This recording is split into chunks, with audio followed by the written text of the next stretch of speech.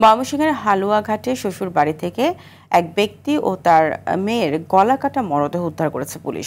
মঙ্গলবার রাতে উপজেলার আমির খাকুড়া গ্রামে এই ঘটনা ঘটে। নিহতরা হলেন রতন মিয়া ও তার শিশু সন্তান নুরিয়া খাতুন। এতে আহত রতনের স্ত্রী জুলেখাকে ময়মনসিংহ মেডিকেল কলেজ হাসপাতালে ভর্তি করা হয়েছে।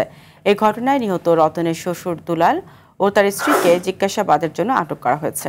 এদিকে চাঁদপুরের ফরিদগঞ্জের রুস্তমপুরে সন্ত্রাসীদের গুলিতে রুহুল আমিন নামে এক ব্যক্তি নিহত হয়েছেন। নিহত রুহুল ফরিদগঞ্জ পৌর এলাকার বাসিন্দা। সিরাজগঞ্জের রায়গঞ্জ ও উল্লাপাড়ায় আলাদা ঘটনায় দুজনের মরদেহ উদ্ধার করেছে পুলিশ। ঠাকুরগাঁয়ের পীরগঞ্জে পঙ্কজ রায় নামে এক ব্যক্তির মরদেহ উদ্ধার করেছে পুলিশ।